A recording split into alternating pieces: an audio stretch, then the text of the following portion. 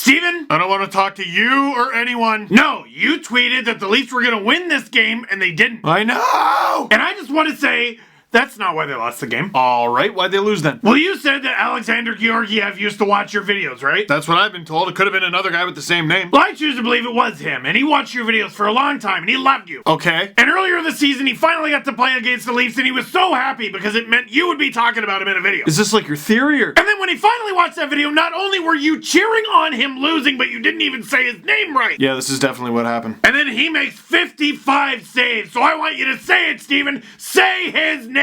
Daddy. Hi! Victory puppy! Plan the parade! I have no idea what I'm doing. Congratulations, this team is ruining my life!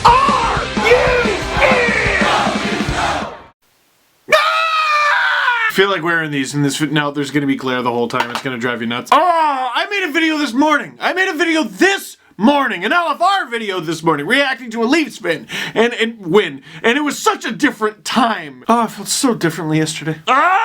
Well, if Georgiev did actually used to watch my videos, then you know he's firmly in the camp of people who think my videos are better when the Leafs lose. I don't! This is honestly going to be a quick one. I'd rather answer a bunch of your questions. Rangers fans, if I were you, after instead of at the beginning. So I made a few pretty reactionary videos recently, and most of them were night of. And in this one, oh, was I just ready to carve Sparks. That third goal cannot go in. I haven't even said the score yet. Rangers win. No, that's not how I do it. Leafs lose 4-1 to the New York Rangers. And I was just gonna carve Sparks. Dude, you cannot, that goal cannot go in. It's so bad. On the broadcast, they're talking about how it's a Muzzin mistake. Yeah, alright, sure. But it was a Muzzin mistake that allowed a shot, a muffin from the point, unscreened. They're in the middle of the game at that point. They're a goal away from tying the thing. That can't go in. You know, people get mad at Sparks for not being Freddie Anderson. All you can get your goalie to do is give your team a chance to win. He goofed on this one. How can you actually put this one 100% on Sparks? You can say you didn't like his performance.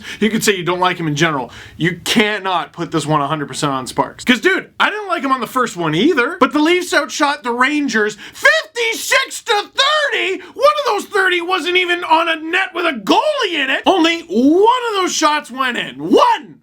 This is 2. Kadri had 12 shots. Tavares had 8. That's 20. Kadri, Matthews, Marleau, Tavares, 4 players had as many shots as the Rangers. And if you don't count the shot that led to the empty netter, those 4 players had more shots against a goalie than the Rangers did. I got people tweeting me, what's wrong with the Leafs power play? They gotta blow it up. The Leafs power play had 23 shots. 0 of them went in. The Leafs finally have a night where they cartoonishly outdraw the opposition 4 penalties to 1, and the game-winning goal was scored on a rush where the Rangers guy was just coming out of the box. 56 shots to 30. What's the problem? Is it the chemistry? Are they tired? Is it the coaching? No. You know what the problem is? You want me to tell you what the problem is? This is why you watch it, right? The Leafs' big problem in this game against the Rangers was that God decided his favorite goalies are from Bulgaria. The original OG, God, is sitting in his throne with a Bulgaria jersey on, a Rangers jersey on, a Georgiev jersey on, sitting there with a foam finger like, Georgiev Day! Georgiev Day! Getting all amped up for Georgiev to come out, all his entrance music starting, Georgiev Udrea! Georgiev Machka! And he's just like, yes, that's my jam! And if you haven't watched wrestling for the past couple years, you're like, this is really confusing! And I'm like, you know what else is confusing? Getting 56 shots and only one of them goes in! But listen, no, it wasn't just Georgiev. I mean, it was mostly, but it wasn't just him. And it wasn't the rest of the Rangers, because they certainly didn't have a good game. You know who helped them along? The Leafs. Do teams know they can just fly out of the gate against Toronto? Do they just know that? Surely they do. Like, I'm sure there's complex scouting that I just wouldn't understand. Hey, you got to do this to that guy. You got to do that guy doesn't know how to pivot this way, stuff like that. The simplest, most basic thing is, hey, the Leafs never start a single solitary game on time. Sure enough, back-to-back games, a goal in the first minute. No way. I would love to know what the Leafs shots for and against in the first 5 minutes of each game this season has been. Or even better, because after the first shift, the Leafs looked fine. What is the Corsi for, Corsi against percentage for the first minute, the first 60 seconds of regulation of a hockey game? Because they consistently stink. So that's the anger talking. The more rational side of me, the calmer, side that doesn't scream Rusev things is burn it. Just burn it. Burn the whole damn game tape, burn it. If you personally get 5 shots on goal, there's a pretty good chance you score. If you get 8, there's a really good chance you score. If you get 12, how didn't you score? And if you get 56, how did only one of them go in? The Nylander chance that beat Georgiev rolls over him. God's just like, that's gonna hit the post. So was it that they weren't very good shots? I don't know if that's true, man. I just think the Leafs ran into a goalie named Alexander Georgiev and he stole the damn show.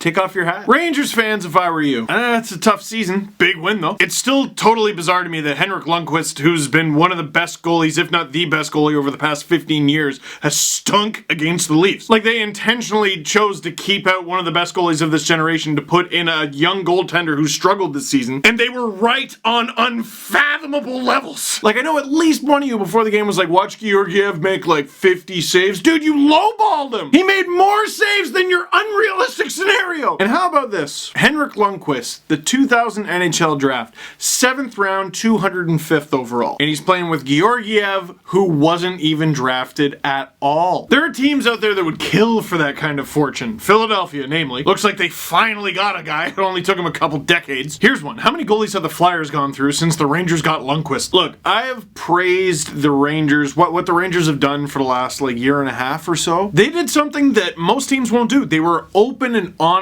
with their fan base. Look, we are in contention for a playoff spot right now, but we're pulling the chute. We're gonna try to rebuild. And they made a few moves that I thought were great. They recouped a bunch of assets. They're going young. And it makes the season so much easier to enjoy that way. Like the 15-16 season where the Leafs basically intentionally finished last was actually kind of enjoyable compared to the 2 seasons before it. At least I knew the goal the whole time was to be bad and to go young and get beat up and learn some lessons. And there's a bunch of people in my mentions talking about lose for Hughes and we're trying to tank and stuff like that. Dude, you don't have to lose every game. You can enjoy wins. I'm sure I didn't have to tell you that. But even in seasons like this, the dark times, in the gutter, there's sometimes sprouts this magical light that is a 55 save performance from your young backup goalie. For most of you, I'm sure I don't have to tell you to enjoy that. But for the rest of you who are like, oh no, 2 points and screwing up the tank job, dude, just enjoy things. There are 3 draft lotteries now, man. Whatever happens, happens. And if you're unsigned 23-year-old backup goalie on his birthday? This is his birthday? I just saw it. Look at this hockey DB. Look at it. He had this performance on his birthday, on his 23rd birthday. Look at his smile, his smug smile. He knows it. Happy birthday to you, Alex. Enjoy things and hats off. That's all I could say if I were you. I don't know how to end that. Questions. I mean, shrug it off and move on. That's not a question, but you're absolutely right, Leo. With all the talent the Leafs have, how come they're having so much trouble on the power play? This was supposed to be lethal. You know what? I'd like to see them change up the format. I mean, they look so good tonight. They almost had that cross crease to Tavares 9,000 times. The one thing I think they should toy with, just Riley needs to shoot more. He needs to shoot more.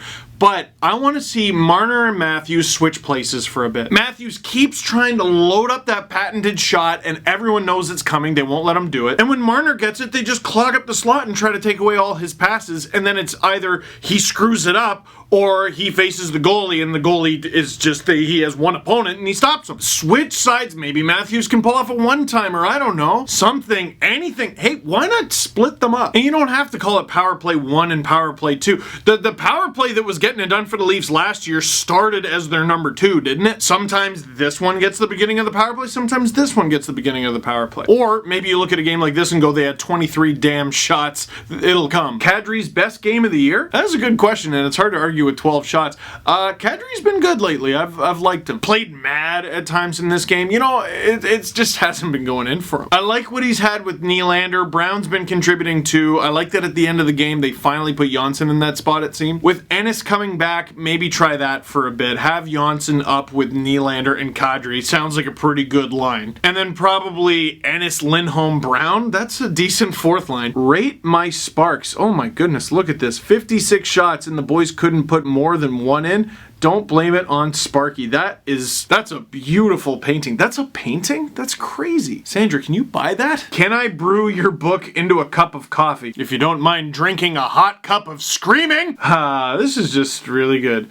Why do I let things that don't really matter, like sports, ruin my life? Or could you point me towards a book that answers that question? Dan, and I'm sure many others who are like, that's a mood. I don't know, man. I don't know. It's funny. I know sometimes in the moment I'm just miserable. I'm awful to be around. And sometimes, believe it or not, I'm able to step outside of myself and go, what are you seriously mad about this? And look, I love hockey. I love the Leafs, okay? I'm passionate about it, and when they win, I'm happy. When they lose, I'm pissed. The more you invest emotionally into something, the happier you'll be with success, and the sadder you'll be with failure. What I would recommend, and this is not a plug for my book, I'll get to that in a second, is like read other stuff, listen to other stuff, things that aren't hockey or even sports related. Hopefully you'll enjoy what you listen to. Hopefully you enjoy the break, and believe it or not, at the end of it, even if you enjoy it, you'll be like, I miss hockey. I'm gonna listen to hockey stuff again. And then the cycle sort of repeats itself, but it's better than being trapped in the echo chamber. Now, as for the book. So, in the video I posted earlier today, I warned you about something. I said, if you haven't bought the book already or pre-ordered the book already, I got something for you. Well, you know the bookstore called Indigo? If you don't know, there's a bookstore called Indigo. Starting February 11th, that's today. It'll be today by the time this video is up. By the February 11th to February 17th, all pre-orders of the book will be 40% off. If you're signed up, it should be in the online deal of the week email you get. If you watch this video the night that I actually upload it and you're like, what the heck, it's not 40% off, give it a sec. It might be a few hours. People are asleep. But starting today, February 11th until February 17th, my book, This Team is Ruining My Life, But I Love Them, will be 40% off if you pre-order it on Indigo. Here, and as an added little surprise, I'll read a sentence from the book at random. A lot of people hated the video, which sucked. For more great sentences, This Team is Ruining My Life. 40% off Indigo. I've said that a few times. I should probably wrap it up. That is it for this one. Thank you very much for watching. Click like if you like this video. Click subscribe if you really liked it. Tell all your friends. 56 shots on his birthday.